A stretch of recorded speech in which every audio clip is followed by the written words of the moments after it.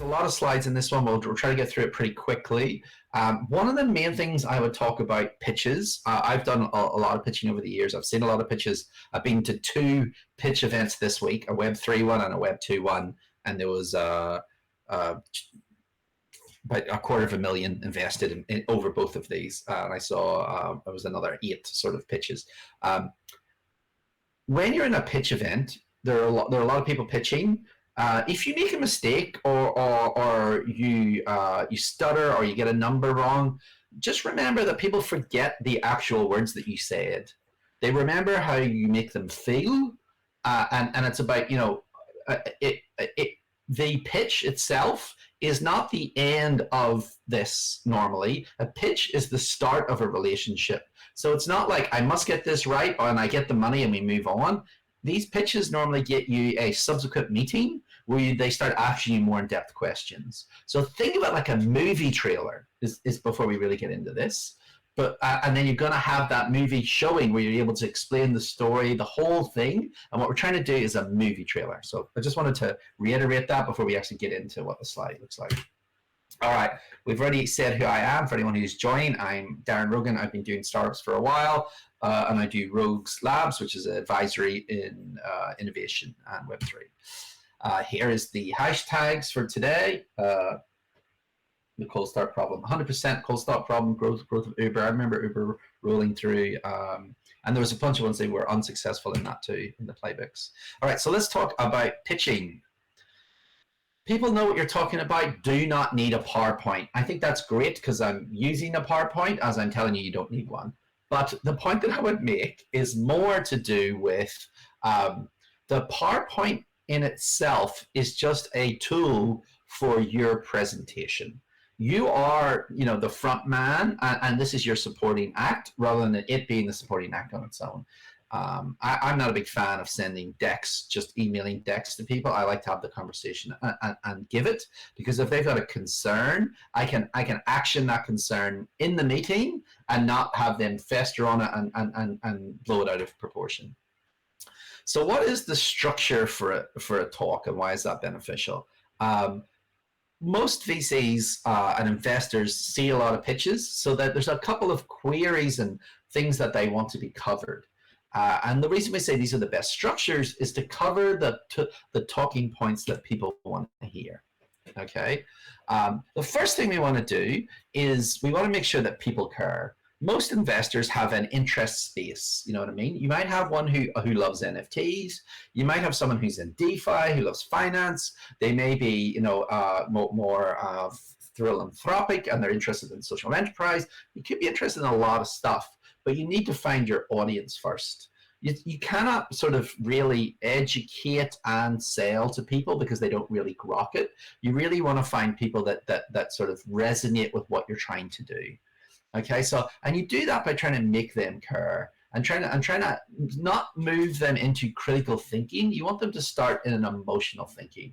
If this isn't a subject matter that they're normally related to, we might all be, Web3 users, so we might be like, oh, we know the problems with, say, MetaMask. So we don't necessarily need to go into a lot of it, but to explain the problem to someone else, let's say I'm trying to do a female-led thing. I'm not female, and I might be pitching it to an investor who's not female. It's very good for me to use a relatable example with a potential customer that they can then understand that problem space. So, and that is for them to also understand who that customer is and how we do that. And all of that would have came out of your discovery interviews that you can then reuse into these examples and these cohorts. Explain your idea clearly with conviction. All right, we are going to, make this improvement. Not we are thinking about it, we are trying, because I'm not here I'm going to put an investor hat on. I'm not here to just, for you to have a play. I actually want you to have this outcome. So you want to be more definitive if you definitively want to get invested. And if you're not definitive, you'd be very likely that you're not convincing them enough that they're willing to part with their funds. One big part here is explain your idea clearly. This is the movie trailer. This is like, tell me what the top level thing is. If your product has got 15 features, I don't want to know about the 15 features. I want to know about the value on a whole, the primary value that it does. I may have secondary like users, additional business units. If you bring too much in, it's not clear. It can get confusing, and you can hurt your pitch because you're making it too complex. So more is not always better. Describe with evidence how and why your idea could be implemented. All right, give me an example. Tell me why you are the people to do this. You know what I mean? Why the opportunity is available. And here's one of me doing pitches. And by addressing how your idea could affect the audience if they were to accept it. You know, and that's like how this could be applicable to you. So once we've used like an externalized example, we've tried to convey that. If it's something that you resonate with, then that's a really good thing. But if it's not, as I've described, it's very useful to use a persona that they can resonate with. So let's say I'm going for teenage girls, then I'll say, here's Sally. She's 15 or she's 17. She lives in LA. She goes to high school. This is her life. This is her problem. Because they can resonate with that person if it's not them. But ideally, if they can resonate with them directly and that audience can feel it, then they physically are like, I'm with you. And we're trying to get them across that first line. Is it something I care about? Right? The primary goal in communication is to effectively push this idea over. It's not the correct words. It's not the terminology. An example of this is I did a company called Microba. I took them out of the university when I was the intern residence, and the CEO was a professor, and he's the world leading researcher in gut microbiome, but he's technically correct. Which means no one could understand what he was doing without a half an hour lesson and a master's degree in biology. Okay, so I took him out of the university onto the street and said, okay, stop people in the street and said, tell them what you do. And then I asked them, so what does he do? And then they wouldn't be able to answer. And I would say, right, well, I'll tell them what you do. He does this. And he said, well, that's not what I do. I said, just hold on. What does he do? And she goes, this is what he does. And he goes, actually, that is pretty close to what I do. I'm like, well, you don't have to be technically correct because it's the idea of expressing it across that it resonates with the other party, not that the exact words that you said are correct or effective. Okay, so I know I harp on about this a bit, but a lot of people panic over pitching, especially make a fumble or you make a mistake. You just got to roll with it, and it's sort of like how I make you feel as much as the information that's in there. Feel the pain. Is this a real pain point? You know, show me that people care. You know, twist that knife. Like, show me that it's not just a minor pain point, that it's a major pain point. People want to do it. And if I viscerally feel it, then I'm also much more likely to potentially invest in you, which is a lot where this pitching comes from, or win the competition. You know, as this is a competition. Be nice. You know. There were this is a personal business, and if you come across as a bit of a douchebag, no one really wants to give you the prize or give you the investment. So you don't have to be like super nice to the point where you don't like defend yourself or anything, but it's just like no one wants to invest in a bit of a dickhead. Like, I probably shouldn't use those words, but that's the reality of it. That investor is going to be working with you. This is like a marriage. Do you know what I mean? Like, it's not a date. They don't give you the money and go away. They're going to be with you for years. So they want to make sure that they're going to have a happy working life with you, and they're going to enjoy the experience of working with you. So keep that in mind when you're answering questions. Try not to be a smartass, which is difficult for some people. Be honest. Be very honest. If I catch you or anyone catches you in a mistruth, where you it calls into question everything else that you've said. I remember an example where I saw a pitch and it went fine, and then the guy said that he was an ex-Apple. He was ex-Apple, and he was a software developer, and he was ex-Apple. But he implied that he worked at Apple, but in actual fact, he worked in the sales shop selling phone cases in the store. So he wasn't like an Apple engineer. he was just an Apple retail salesperson, but in misrepresenting himself, he sort of killed the truthfulness of everything else. Because when he was asked what team he worked in Apple, he then had to come clean that he was in retail. So this is a real life example that I've seen where because this is the start of a relationship, and if you start it with lies or being dishonest, less than truthful, you're not necessarily going to have the outcome that you want, even though you might get through the first checkpoint. All right, stand out. A lot of pitch events, if you're going to a pitch event, they may have 8 to 10, one after the other, and you start to blur into each other. Okay, so if you're exactly the same as everyone else, you just blur into everyone else, and people forget which ones they liked or not. So you really need to stand out from the pack, because you are in a competitive market for their capital.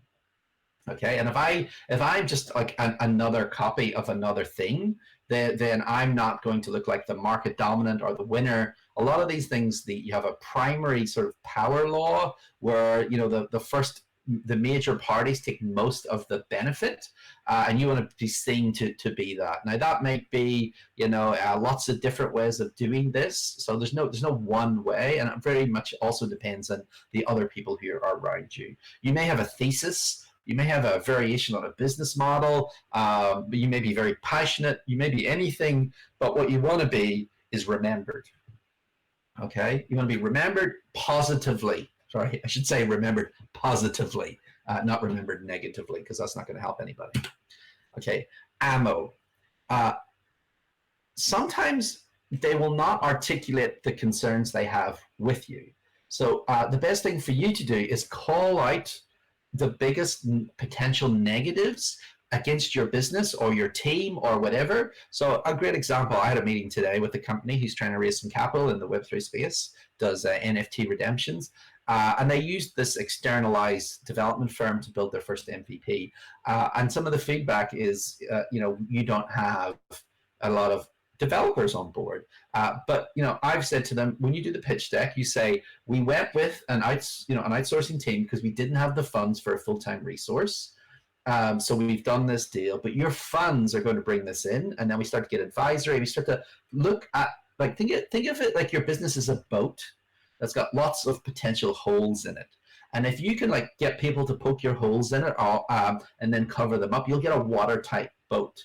So if I come and I think it's got holes in it, the best thing for you to do is deal with those big issues head on and say, some people might think this is a problem, but this is a benefit for us because of X, Y, and Z, or our plan, and are we raising capital to fill these holes, or we're in talks with advisors to as we've realized we don't have anyone who's done any enterprise sales in the past, so this is one of our targets moving forward, and we're looking for these things. So if you see a hole, you can articulate that some of the fundraise or what we're doing is going to fill that hole. But if you don't mention it, then that can create doubt, which they may not directly ask you about, which means you don't get your opportunity to mitigate these risks. So, and this is why we want to call them out.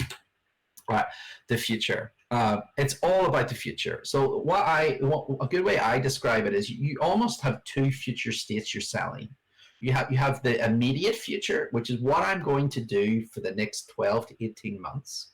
This is where your money is going to go to, right? This is my plan of execution. Now your plans change, so just remember it's not like locked in and you must do this, but this is my plan over the next 12 months. This is my hiring. That hiring should get me either a product feature which opens up a market, or it gets me, because you get rewarded for hitting checkpoints of building product, releasing product, not for hiring. So hiring is not a goal. And this is the tangibility of where your money's going to go to. So it looks like a good investment, which increases value in the business in the short term, which takes me to the next investment slot. Now that might be an ICO. That could be, I've taken money from investors. I'm going to do an NFT media project. I want to do a media business. And so it could be like different layers. But then you have what's called the blue sky sale, right? This is what we're going to do today, but this is the future. This is where we're going, because a startup is basically you're putting money in today for this great opportunity in the future. I know how much money I can lose when I invest in a startup. all right, or I take capital, I know how much money I can lose. I can lose all the money I put in. But what is the opportunity here? Now, if the opportunity is I put $10,000 in and this business doesn't grow very large, I'm taking a high risk because it's a startup, but it's a small opportunity to come back. So I like to say, like, this is our North Star where we want to be. We want to be big. We want to have a massive impact. I want to touch 1 billion people. I want to solve poverty and such, a lofty goal, a moonshot thing in a non-competitive space really helps bring people along because they say, yes, I want to go to that North Star with you.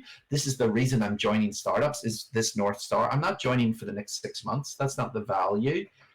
That's not where this startup or this Web3 project is generally going to be valuable, especially in the middle of a bear market, folks. You really need to be looking 18 months, 2 years, 3 years and say, this is what we can do. This is the change we want, because people want to make a change. They want to do big things, and that's how you sort of really focus on that. But you still need to do the immediacy of the execution plan. When I say execution plan, I don't mean like X, Y, Z. I mean like these resources are going to do these things, and it's going to get us to the next checkpoint, which may be profitability, it may be additional funding, it may be an accelerator program, what may be moving to a larger market. Like I'm in Australia, there's 25 million people in Australia. It's not a massive market, and a lot of companies have a future state where they go to the US, because the US has got 330 million people as potential customers versus 25. So if I'm looking at two startups and one says I'm going to take all of Australia and the other one says I'm going to take all of Australia, Asia Pac, I'm going to take Indonesia, Singapore, they're both future states. They could have exactly the same plan in the first 6-month window, but one's got loftier plans, and I'm looking at it, I think that one's a better opportunity.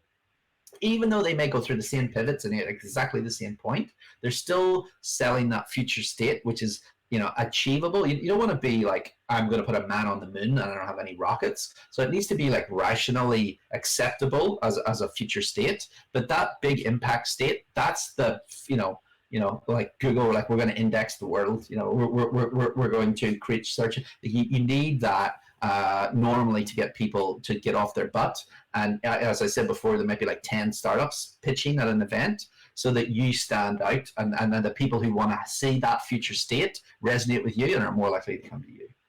So harp on about that a lot, but I see a lot of people not doing that well, not doing that short-term execution, which is use of funds to build value, and then that larger sale. Okay, so what should I actually have in the deck? So let's go through the overview of the deck. So there's also like another recommendation of these 10 ones for direct investment that go in a little bit more. For this particular project, we don't really want to be going through revenue and traction because we're actually really early. But let's say I had a product in the market and I may have it in one jurisdiction. Let's say I've launched it in Singapore. Singapore is an awesome place, but it's not a very big market. So I might have traction here, and then at which point I might say, well, I'm going to go to Hong Kong, or I'm going to go to Australia because it's in the same time zone, or I'm going to go to India. I'm going to go somewhere else, and then you've got a traction of proof, which goes in other slide decks. But for this startup weekend, we're really at that idea phase, so you're not going to have traction, but what you may have is validation. Okay, better. Just wanted to highlight that.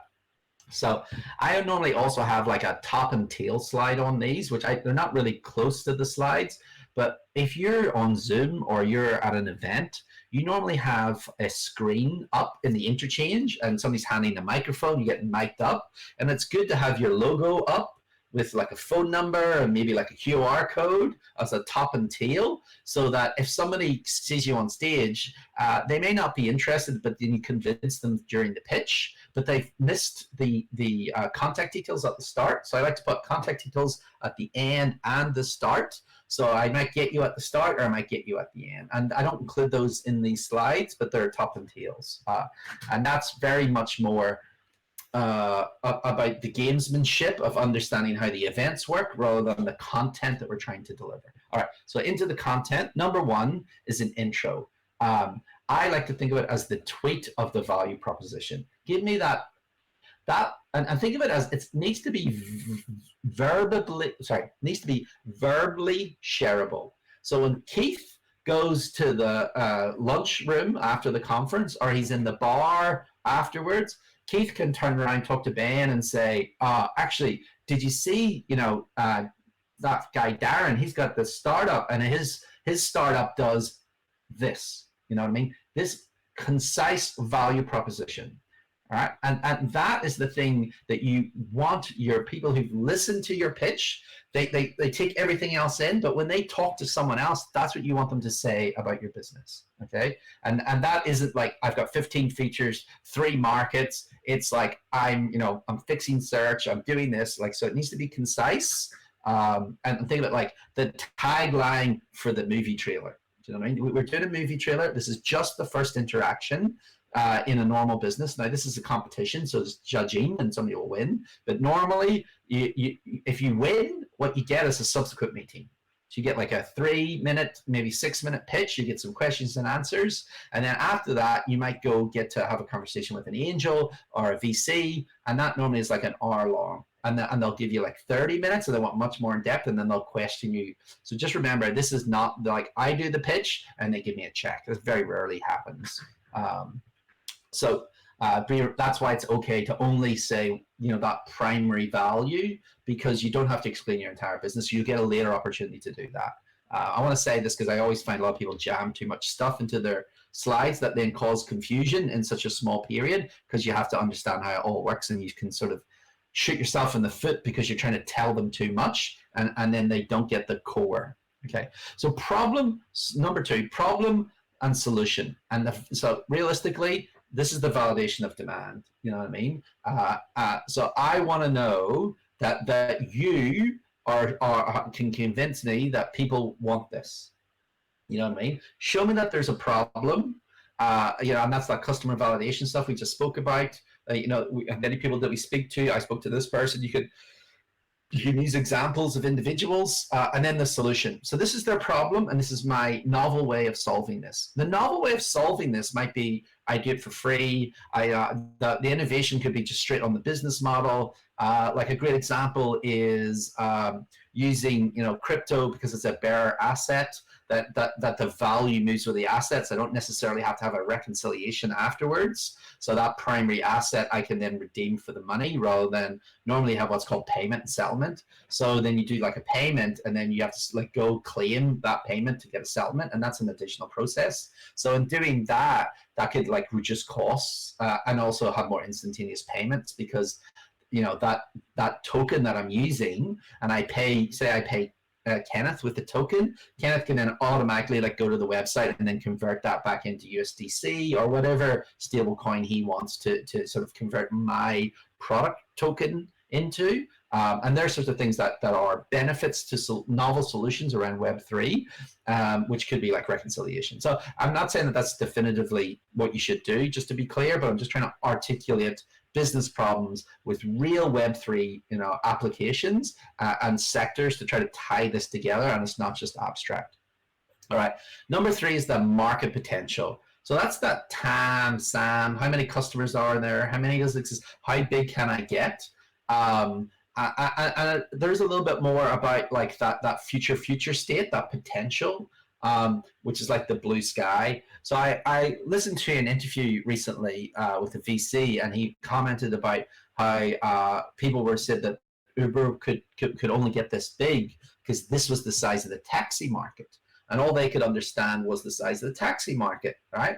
And this is where the potential, where Uber is now replaced car ownership and a whole bunch of other stuff. So it is now larger. I'm not saying Uber's a great business, but it's a larger market than people first thought. And that's that market potential where you say, today I'm going to do X, and in the future, this is what we're going to do. And that in the future, that stage 3 of the rocket now means our business is available to this side. You know what I mean? Stage 1 is going to bring some capability or market action that allows us to grow our customer base. And then that blue sky potential is that big return.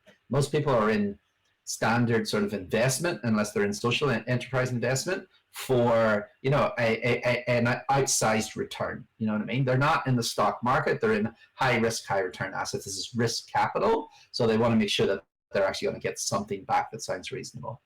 All right. Competitors are current solutions on why we are better.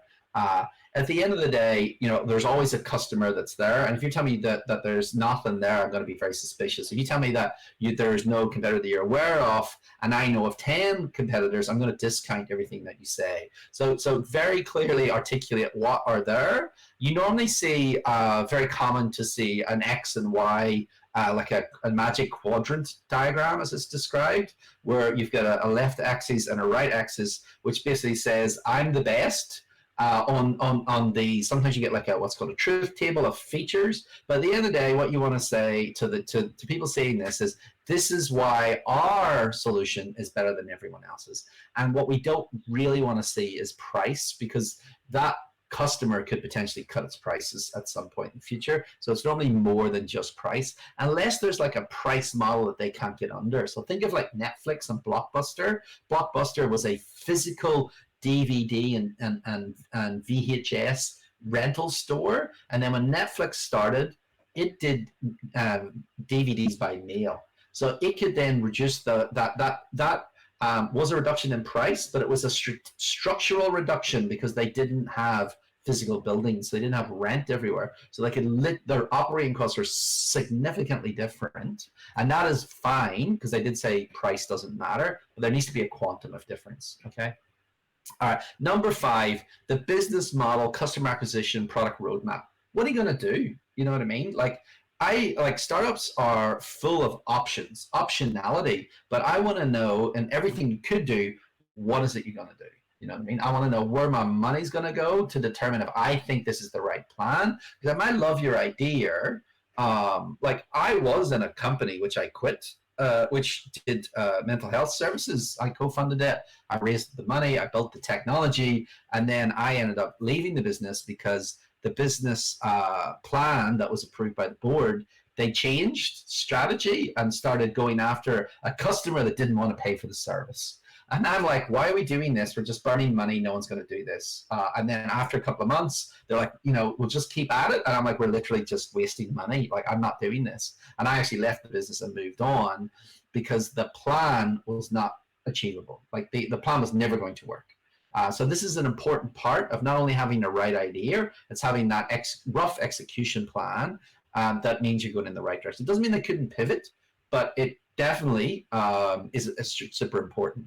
I want to understand, does this model work? If you're paying, like you see this in some businesses where they say we're going to get to some scale and then we'll be profitable. So the business model is going to lose money at the start and then make money later. That's okay, but like if you're doing let's say you're doing a per seat model, I can tell you now, if you're selling like a seat for $10 a month or whatever you want, at a certain scale, a person says, hold on, I'm not paying $10 a month anymore. I've now got 20, I've now got 1,000 seats. I want a discounted price. And then that changes your unit economics with larger customers. So then you may not get there. So you need to really understand how that works. And at the end of the day, this is what's being funded. You know what I mean? This is your game plan, and you're trying to convince us. The business model, you should be doing this to determine if it's worth doing. The customer acquisition, that's critical. Like you will not get subsequent investment after your seed if you do not have a good customer acquisition.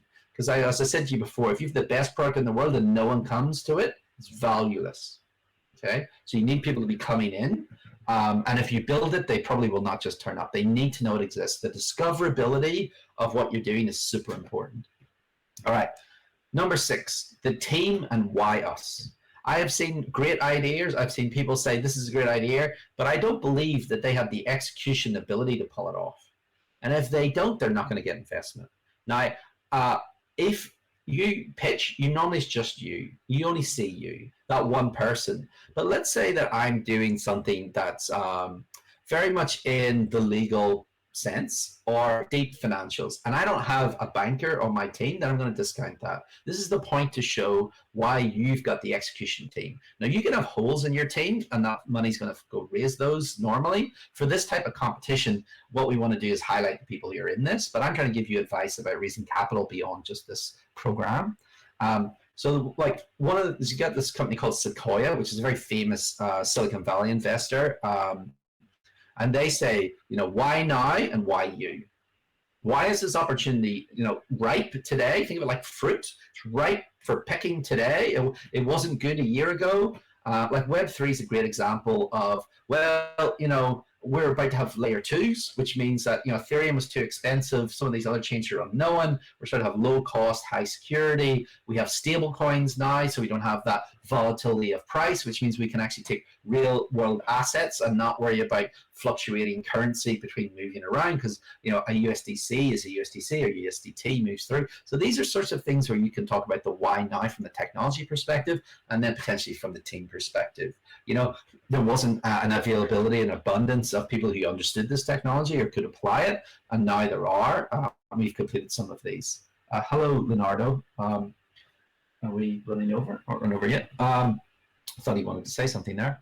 So then the next one is like the demo. You know what I mean? Like, you're expected to have something these days. Is it a design? Is it like, even if you've got no tech, you can use like proof on paper and just physically draw scribbles on a piece of page and take pictures.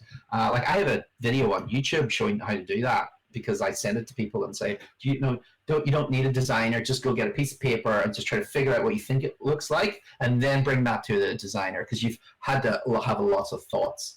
Now, when we get to Web3, a lot of it is like taking these new building blocks. If you've seen the innovation building blocks I did at the start of the program, you would have seen me go through all the different sort of, think of them like Lego blocks that we now have to make things with. And applying a new tactic or doing things differently to an existing business model can be very beneficial. But we want to see what it is, you know what I mean? That demo is like, show me the product, show me the design, show me whatever it is, and you will be judged. Like, I've seen people try to raise money saying that they're going to do some beautiful retail, consumer-driven thing, and they're using basic templates out of Keynote.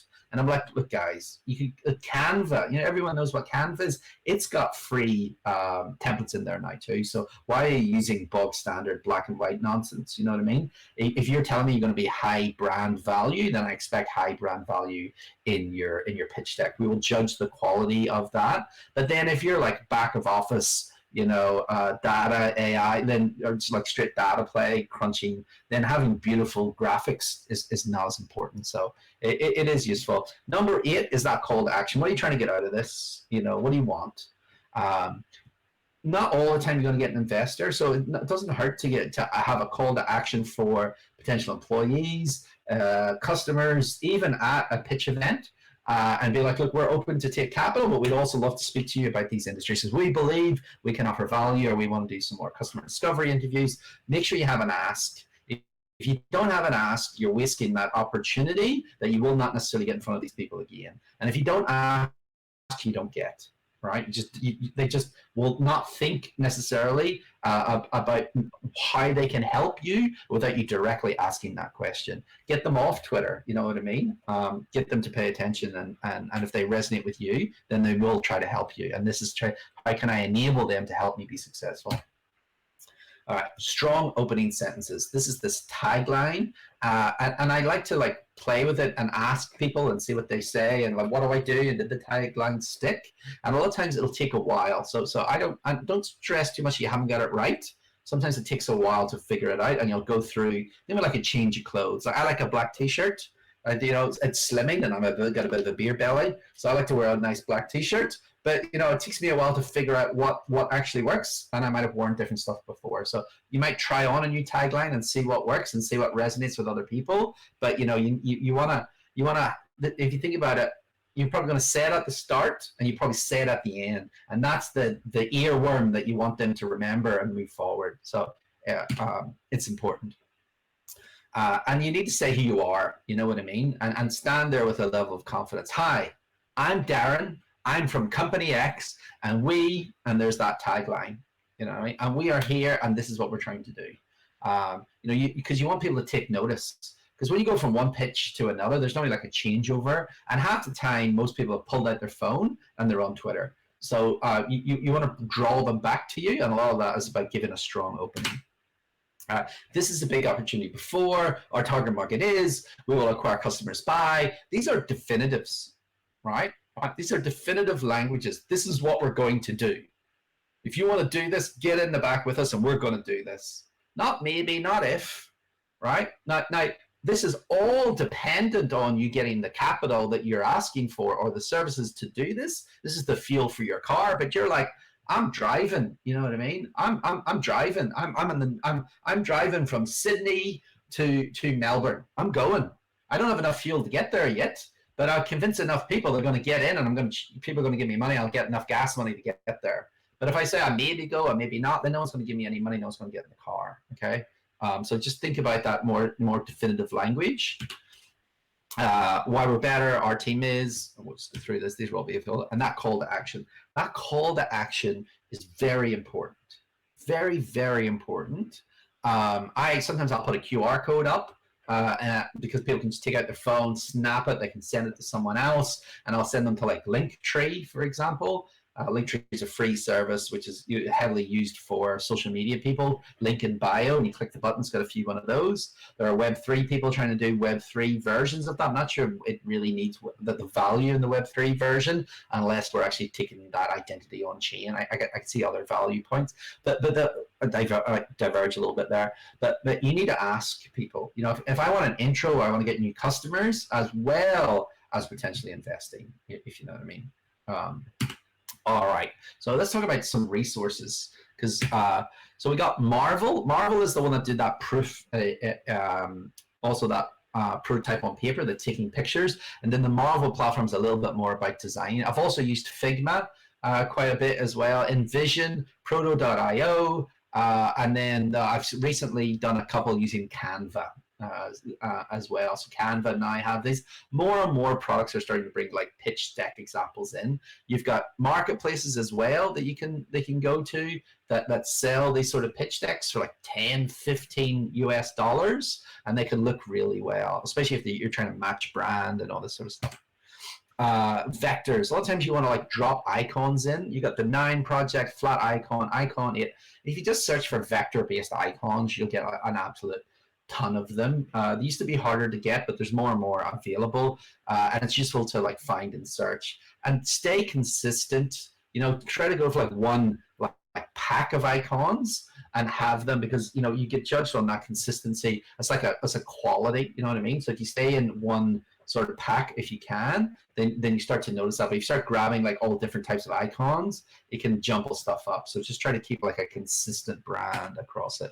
Where do I get good pictures? So Unsplashed, Pixels. These days, I've been using Midjourney for about a year now, or like generating images that I need. I've been doing conference talks. One person with me goes afterward and goes, "I want to get the number of your designer." I said, "He's called Midjourney." He generated computer generated, AI generated images, Stable Diffusion, whatever one is your preferred one. These are available to you as well. Even ChatGPT could be used to structure some documents or summarize stuff or review your like marketing jazz. I haven't tried it for a pitch deck yet, but it's worth an experiment.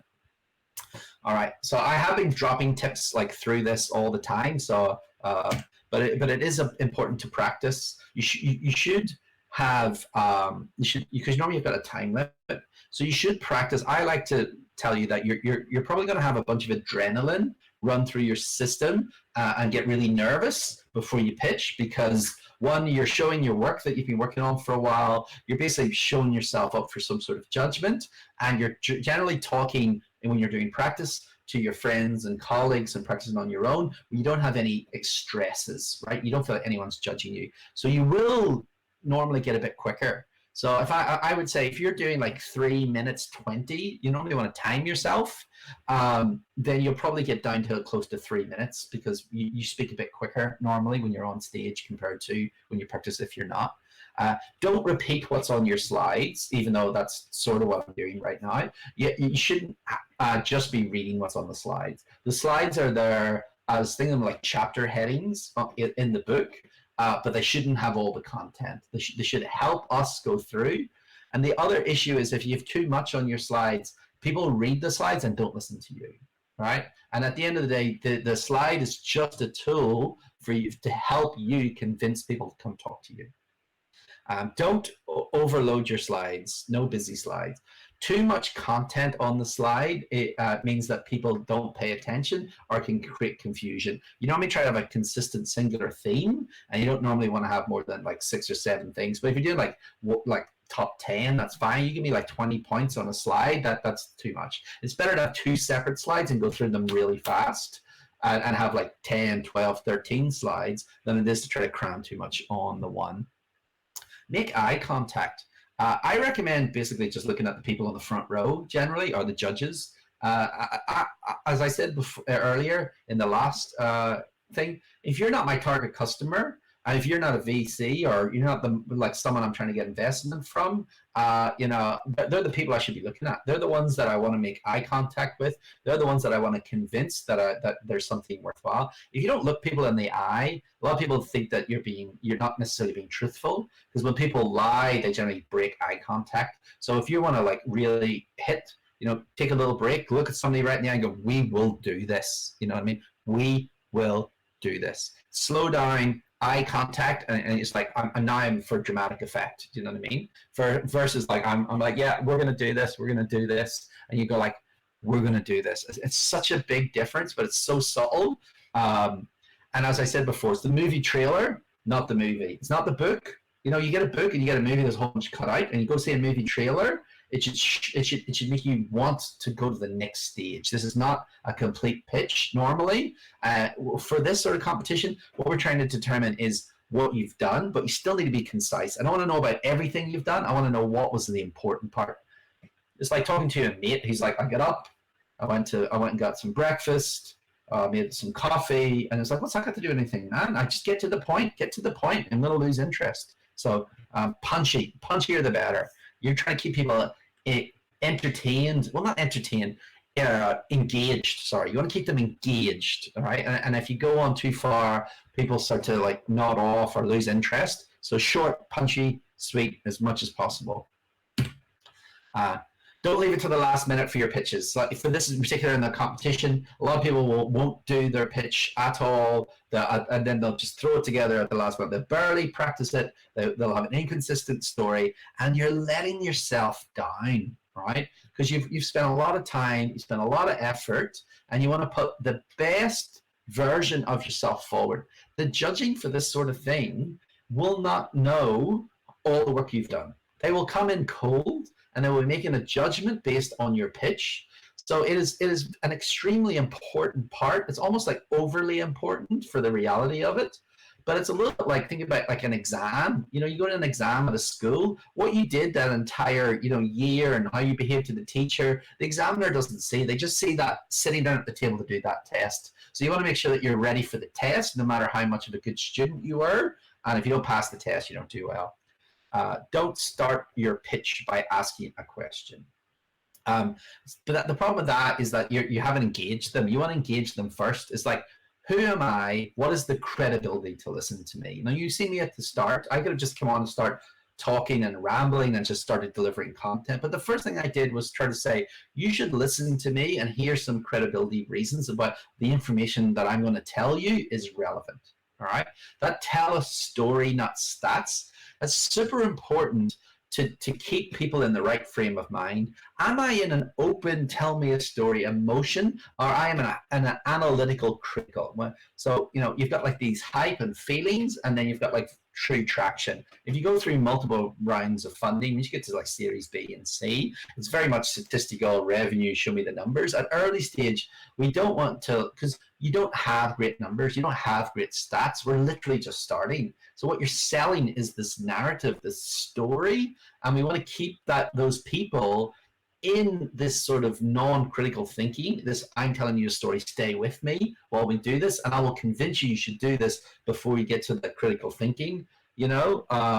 So like if somebody comes to my door and knocks on my door, they're generally selling me something. So I'm suspicious as soon as somebody knocks my door. Who are you? What do you want? What are you trying to sell me? Why are you ringing me, right? So all my defenses are up. I'm not listening. But if I meet you and you start telling me a story, my defenses go down, and then I start listening. Okay, and now I actually take that information in. So very important. Create an impact so that they remember you. that's good, but be remembered for the right reason. Do you know what I mean? And keep track of time. Divide your time and roles well. There are many important things that need to be done, but if you don't hit those timelines, you can come up with nothing. So going away and saying, what do we need to do? I like to, in these sort of weekends sort of thing, almost start with the pitch deck and say, what do we want to say? What information are we missing? And then you've got plenty of time to source it and bring it all together. And it's also good in this to demonstrate through your pitching that your team did stuff. So let's say I would say Keith was great at doing the validation. I sent him down to Sun City, and he was down at Sun City outside one of the stores that we thought our target customer would be in, and he directly did and take like a picture of them and put them in there, and you can show that there was execution from all parties and you've come together as a team in a thing like this. That keep track of time and the roles very much more for like a competition, like this is compared to raising capital, in a normal sort of standard startup. All right, and that is it from me. I went over slightly because we started a little bit later, but we're now on questions and answers. I know I try to add a lot of context through this to give meaningful information through the content as well. But yeah, let's see what questions we have. Is there any way we can get a recording of this upload ASAP? I really need to listen back. Too many great points. Yes, absolutely. I'm not sure when it's going to be listed on YouTube. Last time I think it was like 3 days or so afterwards. Maybe Keith could answer that. Follow us on Discord. The teams will let you know. Yeah, but it's not going to be too long, and you should have plenty of time to go through it. Yeah. Is there any other direct questions around pitching? People are very happy. Yeah. Look, just remember this. It's really a couple of points, right? You can boil it right down as, is there something here that I resonate with? Like, apathy, like do I care? And if the people don't care, that's fine. They may not be, your target investor. Trying to convince someone who only wants to invest in, NFTs and culture that you're going to build a savings platform, like they're just never going to care. So you really want to find that resonating, and you find somebody who's nodding, in the audience or nodding. You talk to them. You just look at that one person and you just have a conversation with them. Preferably it's one of the judges or someone at the front table, somewhere close, so that it looks like you're sort of looking at them. But try not to look up the room. Don't get scared by all the people. Just think about it. Just sort of like blank everyone else out and say, I'm just talking to these couple of people at the front. And if somebody read, you're like, yes, and I'm going to do this and I'm going to do that. And that's more definitiveness. Because people are drawn towards people that they think can do this action. Money is driven towards it. Other execution is driven towards it. Other business opportunities are driven towards it. So try to be definitive, understanding that you are limited by, and this is why you've got your ask. Your ask might be like, I'm going to do this, but I do need the fuel for the car. You know what I mean? So I'm assuming that I'm getting the fuel to be as definitive as this. So it's okay to say things that you cannot do without, bringing capital in, for example. Darren, can I know what kind of people you actually look for when it comes to co-founders and key personnel? Well, to be honest, I normally want to. I've been co-founder quite a few times now with multiple different parties. I like to. So there's a couple of things about. I think startup weekends are the best thing ever for trying out co-founders. Okay, there's nothing better. There's nothing better unless you work together, right? Unless you've actually got a previous working relationship. How you are socially and how you are in business can be very different, and it's difficult to create high pressure scenarios without deadlines and people, you do this and I do that in a working relationship. So I like to think that startup weekend is the best dating thing that exists before you go marry someone to be your co-founder. So to me, I would look for people who resonate with. I would look for people who fill the gaps in the skills that I need. Having 5 developers is not going to help you except for build a lot of code. And it's not going to help you have customer discovery interviews. So we need to understand what are the functions that we need to do. We need somebody who's capable of doing business development. We need someone who's capable of managing finances or whatever roles and tasks. So you don't want to make sure that you don't overlap too much. You want to make sure that you've got a similar outlook of what this looks like. So when I was doing the accelerator, I would get teams in and I would do a brand questionnaire, like actual just a standard brand questionnaire. There's tons of them on the internet, and I wouldn't let you talk to your other co-founders. I would sit every one of you separately, and I would say, write down what your business is, write down what it looks like in 18 months, write down what it looks like in 5 years. How many people are there? Where is it? And then I bring it back, and I literally sit there with all three and say, you think that this business is going to have 10 people in a year? You think this business is going to have 100 people in this year? You have different expectations of growth and what you're looking for, and it's an alignment. So an alignment of co-founders to make sure that you're all trying to go in the same direction for the same outcome. And I think that's super important. When you're doing this sort of stuff, there's also things like protections from co-founders. It's very common that the co-founder team isn't all there at the end of the first year. So we normally have some sort of vesting schedule of equity and tokens. So like if I work on a project for tokens, I will only get tokens every so often so that I'm earning my tokens over time. So I don't, and also the same with equity, so that I do not like take a third of the company and then quit on day 3, and then the other people are sort of carrying you. Now, how do you source co-founders and how do you look for them?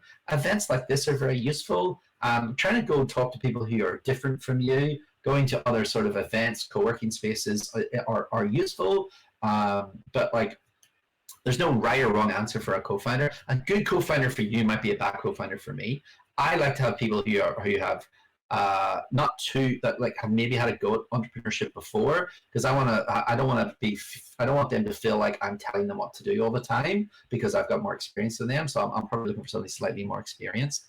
But I also do like advisory on startups with like first time founders, and I'll come in and I'll be like, this is your startup. I'm not running it. I'm not pitching it, but I will try to help you guys work together. And that facilitation is useful. Do you have any tips for cold emails to get a chance to even pitch your idea to speak and you think it's frivolous? No, I don't. So cold emails can be quite interesting about how you do them.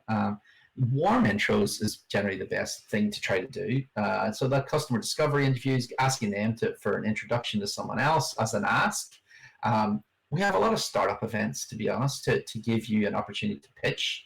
And going through accelerator programs and things like that can give you credibility. The reason the cold emails don't work is that either you're selling them when they're not interested, or they don't think you've got the credibility to do them. There's no harm in trying to cold email. The worst thing's going to happen is they're going to say no, right? So you need to get past that fear of rejection and just have a crack. Do you get a chance to even speak? If you think so. I really don't think it is fruitless. It's about like what's the most effective. Not that it's not fruitless, but it may not be the most effective. So one of the things that I've done in the past is if I want to go speak to people that I don't know if I'm going to get them, I will go to like LinkedIn, or I'll find out somebody who used to work in the business who's retired, and I'll go and I'll try to have a cup of coffee with them. Someone who's no longer in the business, who's not busy or whatever, and then I'll try to convince them to be, a supporter of what I'm doing. I might even bring them on as an advisor on my business, just because they give me the credibility and access to the network. And through that, I will then maybe give them some tokens or some equity. Like I did a mental health startup, and we basically reinvigorated this guy's career because he was seen as this new startup, therapist, psychologist thing in 2006. It was 2016. And so he was sort of like at the end of his career, and he was, and then we sort of revamped his career, and he started the speaking gigs and all this sort of stuff. But what he primarily gave us was access and credibility to get those meetings that we weren't getting, and we weren't getting the cold emails. So for me, it's sort of like they're all different attack strategies to try to get to the individuals. So Chun, hopefully that answers it. Okay. Don't see any other direct questions there. I think I'm at time, and I do not want to run over next speaker's time. Absolutely. So my name is Darren Rogan. I'm at Darren Rogan on Twitter. You're more than welcome to follow me. If you've liked it, give me a thumbs up. I'm all, everyone loves getting their ego stroked. Oh, that's a good tip, right? Everyone loves getting their ego stroked. Everyone loves being told that you're awesome and you're amazing. And especially if you're doing cold emails, you're like, I really respect you, and I think that you've done amazing things. Give them a compliment, and then say, I would very much value your opinion, rather than hey and like a silly thing. You're sort of like saying that I want your opinion. You've got a big brain, as a smooth brain, as we might say on Web3 terms, to sort of butter them up a bit, so that they'll actually take your meeting. Right, Darren. A lot of great sharing. People keeping you saying like they learn a lot. They want to review once again about the whole recording. And definitely hope you guys can apply some of the tactics that shared by Darren. Definitely pitching is definitely more like art than science. There's no like one way to do. You can change your ingredient slides depend on like where climax you want to put on the deck. You can also like two different kinds of like pitch facing for like investors or like for partners or like for your potential clients. The different format of like pitching we are in a business. So once again, thank you a lot for the 2 hours sharing, Darren. Not a problem. I am happy to be here, and it's a bit late for me. It's now 11 p.m. but I'm very happy to be here, and I'd love to see what you guys are doing. If you're doing launches and you're part of the program, tag me on social media. I'll retweet it. I'll share it. Building in public in Web3 is an important part of taking the community along with you. This sort of building in stealth thing is a bit of a thing, but like sometimes it's easier in the Web3 space to sort of build in the open and start bringing that community along with you.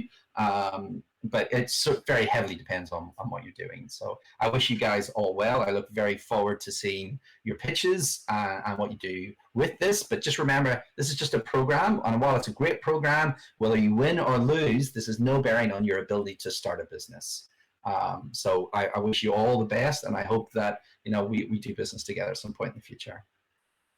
So you're fantastic. Good night from me. Have a great evening, and enjoy the rest of the program. Awesome. Keep in touch.